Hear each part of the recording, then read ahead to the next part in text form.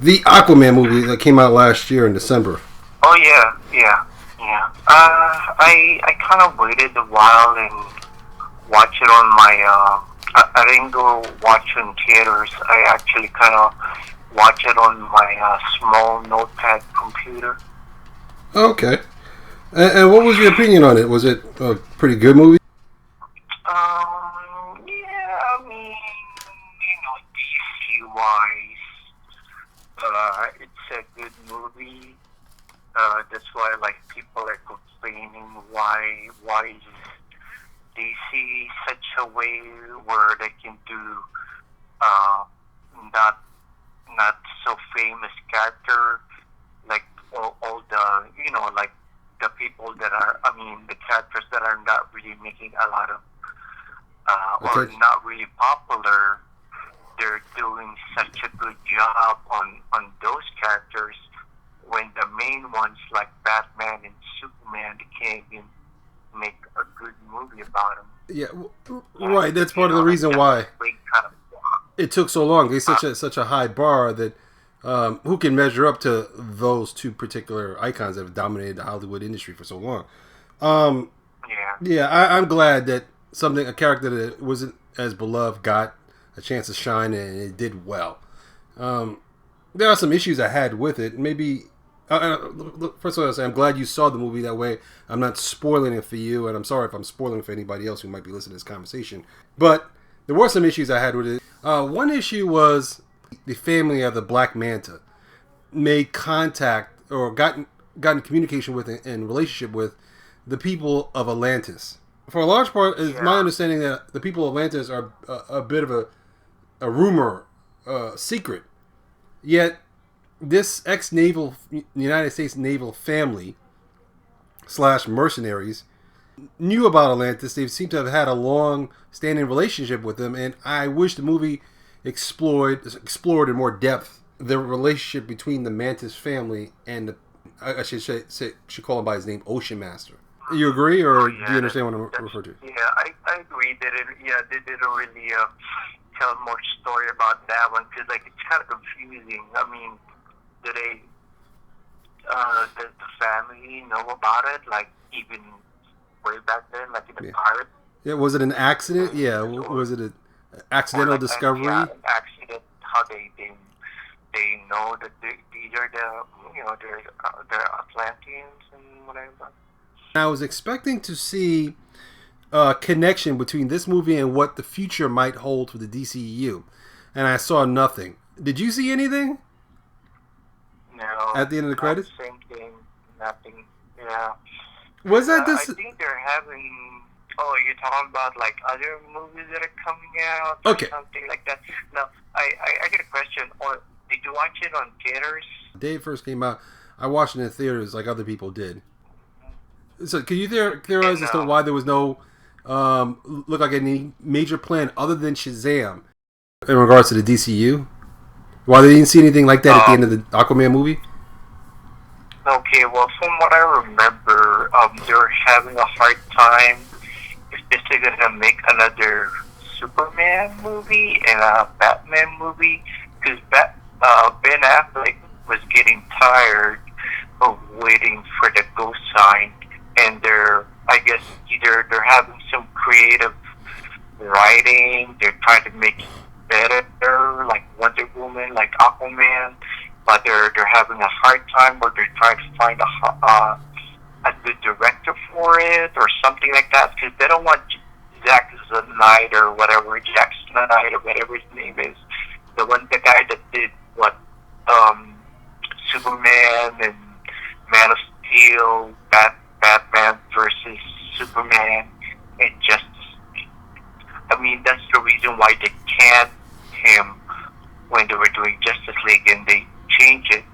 And if you watch the whole Justice League movie, there's a lot of stuff that didn't really make any sense. And then there's some scene where like Aquaman's wearing a shirt, and then the next scene he doesn't have his shirt. You could all you can see is his tattooed body. There's no body armor, but like that like the scene keep on flopping where like he's wearing an armor, and then there's another scene where he doesn't have an armor. scene where they were trying to revive Superman. Okay, so you're referring to the Justice League movie and the stuff that's going on outside the movie with the actors having issues with the roles, Ben Affleck leaving. Yeah. Okay, so you're saying that because things are messed up, there are no really big plans for the future for the DCEU, and that's why Aquaman didn't have any ending leading to something bigger happening down the road. So speculate for me. What will happen? What do you think will happen now that everything seems to be so messed up? I mean, Aquaman hit it big. He hit bigger than Justice League. He hit bigger than the Wonder Woman movie. So what does that mean for the future? We know Shazam's coming out, and then there's some rumors about a Wonder Woman 2 possibly. But it doesn't seem like there's any real big plan for a movie to come out years later, 4 years later, that will accumulate a bigger cast and it'll be of interest to everybody. It doesn't seem like there's any real big plans on the table. Yeah, I have no idea. And my friend, I don't know, my friends just like thinking about it because like they said if they actually gonna take Superman and Batman on the next Justice League movie, they're thinking of replacing them by like Superman's gonna be replaced by Shazam, and then I'm not sure about Batman. I mean, Aquaman's already in the Justice League movie, but they might put Aquaman like close to Wonder Woman. They're gonna be the new Holy Trinity of the Justice League movie. Okay. If they're ever gonna make one or something like that. That's what my friend was thinking. Why do you think Aquaman ultimately did so well? I have some theories, but what's your theory? Why it did so well in the theaters? Well, I mean, they already saw him in Justice League, and it's either like the personality of the actor, I guess. There's like, I mean, some people that like him, and they say it's a different kind of an Aquaman. It's not, it's not your, like, what do you call this? Like, you know how like back then all the superheroes, they either, they're all like white or whatever, and not really like a different version of an Aquaman. And then they're trying to say, oh, now this one, he's like, Arthur Curry, such a white name, and they're using an Islander actor. They're using an Islander actor instead of a white actor. Because like if you see some of the shows in the past, like even Smallville, they have a white Aquaman. Yes, I remember seeing that. And and like they kind of changed it a little bit, and like it's something different. Okay, so you feel because of the identity of the actor who played Aquaman, this movie was beloved a lot more than most people predicted it'd be accepted. So it surpassed people's expectations because of the actor that was chosen to play the character of Aquaman. I remember my cousin said that was one of the reasons why he was looking forward to an Aquaman movie, because it's not the typical Caucasian character who's playing that role.